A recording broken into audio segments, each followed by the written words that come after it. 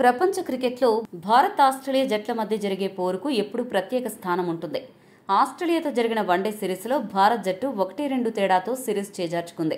ఈ సిరీస్ తర్వాత ఇప్పుడు భారత్ జట్టు ఆస్ట్రేలియాతోనే టీ20 సిరీస్లో తలపడనుంది. దీంతో ఇప్పుడు అభిమానుల దృష్టి టీ20 ఫార్మాట్పై పడింది. రాబోయే ప్రపంచ కప్ దృష్టిలో పెట్టుకుని యువ ఆటగాళ్లను పరీక్షించే వేదికగా ఈ టీ20 సిరీస్ భారత్కు కీలకంగా మారనుంది. ఈ నేపథ్యంలో తొలి టీ20 మ్యాచ్లో భారత్ జట్టు బరిలోకి దిగే బలమైన ప్లేయింగ్ 11 ఎలా ఉండబోతోంది, ఏ స్థానాలు ఎవరాడతారు, వాతావరణం రిపోర్ట్ ఎలా ఉండబోతోంది, పిచ్ రిపోర్టు సంగతి ఏంటి అనే విషయాలను వివరంగా తెలుసుకుందాం. ఈ టీ20 సిరీస్లో భాగంగా తొలి మ్యాచ్ ఆస్ట్రేలియాలోని కాన్బెర్రాలో మానకా ఓవల్ స్టేడియంలో అక్టోబర్ 29వ తేదీన జరగనుంది. ముందుగా పిచ్ రిపోర్టు విషయానికొస్తే కాన్బెర్రాలోని మానకా ఓవల్ పిచ్ ట్రాక్ రికార్డు చూస్తే ఇక్కడ ఎక్కువగా 140 నుండి 160 మధ్య స్కోర్లు నమోదయ్యాయి. యావరేజ్ స్కోర్ ఈ పిచ్పై 152గా ఉంది. దీన్ని బట్టి ఈ పిచ్ కాస్త స్లో పిచ్ అని అనిపిస్తుంది. కానీ 2025లో ఇక్కడ జరిగిన 3 మ్యాచ్ల్లో 180కి పైగా స్కోరులు నమోదయ్యాయి. దీంతో ఈ మ్యాచ్లు కూడా పిచ్ బ్యాట్స్మెన్లకు స్వర్గధామంగా మారే అవకాశం ఉంది. ఈ పిచ్పై బంతి బ్యాట్ పైకి చక్కగా వస్తుంది కాబట్టి బ్యాట్స్మెన్లు స్వేచ్ఛగా షాట్లాడడానికి అవకాశం ఉంటుంది. బ్యాటింగ్కు అనుకూలంగా ఉండడం వలన బౌలర్లు ఇక్కడ వికెట్లు తీయడానికి కాస్త ఎక్కువ కష్టపడాల్సి ఉంటుంది. కొత్త బంతితో పేసర్లకు కొత్త స్వింగ్ లభించే అవకాశం ఉంది. ముఖ్యంగా తొలి 6 ఓవర్లలో వికెట్లు తీయడానికి పరిస్థితులు బౌలర్లకు కాస్త అనుకూలిస్తాయి. కాన్బెర్రా మైదానం మిగతా ఆస్ట్రేలియా మైదానాలతో పోలిస్తే కొంచెం పెద్దదిగా ఉంటుంది. దీనివల్ల స్పిన్నర్లు తమ వైవిధ్యమైన బంతులను ఉపయోగించి వికెట్ల కోసం ప్రయత్నించవచ్చు. మిడిల్ ఓవర్లలో పరుగులు నియంత్రించడంలో స్పిన్నర్ల పాత్ర కీలకంగా మారనుంది.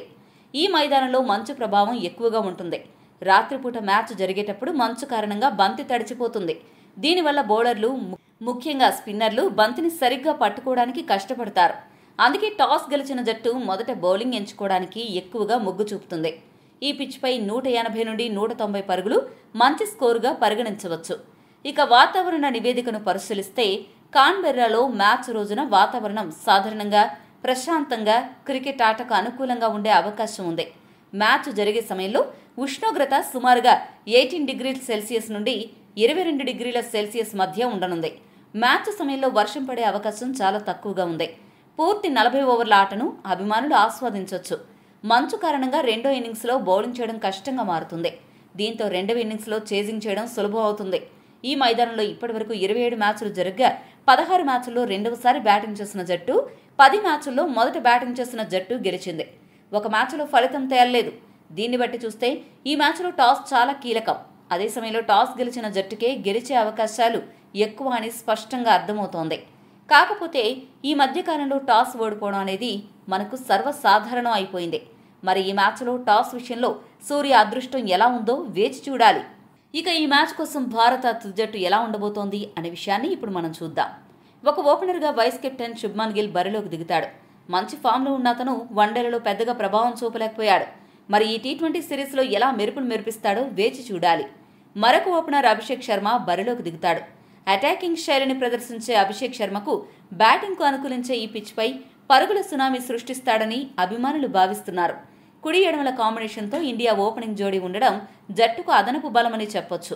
భారత కెప్టెన్ సూర్యకుమార్ యాదవ్ 3వ స్థానంలో రానున్నాడు. సూర్య ఈ మధ్యకాలంలో తన స్థాయికి తగ్గట్లు రాణించలేకపోతున్నాడు. ముఖ్యంగా కెప్టెన్సీ తీసుకున్నాక సూర్య బ్యాటింగ్లో ఫైర్ కనిపించడం తగ్గిపోయింది. దీంతో ఆసీస్ గడ్డపై పాత సూర్యను చూడాలి అని అభిమానులు కోరుకుంటున్నారు. 4వ స్థానంలో యువ ఎడమ చేతివాటం బ్యాట్స్మెన్ అయిన తిలక్ వర్మ రానున్నాడు. మిడిల్ ఓవర్లలో స్పిన్ను సమర్థవంతంగా ఎదుర్కొని ఇన్నింగ్స్ను నిలబెట్టగల సత్తా ఇతనికి ఉంది. జట్టు ఆపదలో ఉంటే తిలక్ తన ఇన్నింగ్స్కు యాంకర్ వేసి జట్టును విజయతీరాలకు చేర్చడంలో ముందుంటాడు. అందుకే తిలక్ టీమిండియాకు ట్రబుల్ షూటర్ అని చెప్పొచ్చు. 5వ స్థానం కోసం వికెట్ కీపర్ సంజు శాంసన్, మరొక వికెట్ కీపర్ జితేష్ శర్మ మధ్య తీవ్రమైన పోటీ ఉంది. కానీ సీనియారిటీ ప్రకారంగా సంజుకి తుది జట్టులో స్థానం దక్కుతుంది. అయితే ఇక్కడ గమనించాల్సిన విషయం ఏంటంటే సంజు శాంసన్ ఇలా మిడిల్ ఆర్డర్లో పెద్దగా ప్రభావం చూపడం లేదు. అదే సమయంలో మిడిల్ ఆర్డర్లో బ్యాటింగ్ చేయడానికి ఇబ్బంది పడుతున్నాడు. అంత కంఫర్ట్గా కనిపించడం లేదు. కానీ టాప్ ఆర్డర్లో మాత్రం రఫ్ ఆడిస్తున్నాడు. అయితే టాప్ ఆర్డర్లో ఆడడానికి చోటు లేదు. దీంతో ఈ సిరీస్లో సంజు శాంసన్ మిడిల్ ఆర్డర్లో ఎలా ఆడతాడు అనే ఆసక్తి అందరిలో ఉండనుంది. సంజు మిడిల్ ఆర్డర్ బ్యాటింగ్ క్యాపబిలిటీకి ఈ సిరీస్ ఒక అగ్ని పరీక్ష అని చెప్పాలి. మరి ఈ పరీక్షలో సంజు పాస్ అవుతాడో ఫెయిల్ అవుతాడో వేచి చూడాలి. ఇక ఫినిషర్ స్థానం కోసం దూబే, రింకు సింగ్ ఇద్దరు పోటీ పడుతున్నారు. ఇద్దరు కూడా మంచి ఫామ్లో ఉన్నారు. కాకపోతే ఈ మధ్య కాలంలో శివన్ దూబే సూపర్ బౌలింగ్తో కీలకమైన సమయంలో వికెట్లు తీస్తున్నాడు. అదే సమయంలో మంచి బ్యాటింగ్తో ఆకట్టుకుంటున్నాడు. దీంతో అతడి వైపే జట్టు యాజమాన్యం మొగ్గు చూపనుంది. నితీష్ రెడ్డి కూడా స్క్వాడ్లో ఉన్నప్పటికీ అతడు వన్డే సిరీస్లో ఆయన గాయం నుండి ఇంకా కోలుకోలేదు. కాబట్టి అతడు మొదటి టీ20కి అందుబాటులో ఉండడం లేదు. స్పిన్ ఆల్రౌండర్గా అక్షర్ పటేల్ ఎంపిక కానున్నాడు. పొదుపుగా బౌలింగ్ చేయడంతో పాటు లోయర్ ఆర్డర్లో వేగంగా పరుగులు చేయగలడు. ఇక స్పెషలిస్ట్ స్పిన్నర్ స్థానం కోసం కుల్దీప్ యాదవ్, వరుణ్ చక్రవర్తి పోటీ పడుతున్నారు. మంచి ఫామ్లో ఉన్న కుల్దీప్ను జట్టులోకి తీసుకునే అవకాశం ఉంది.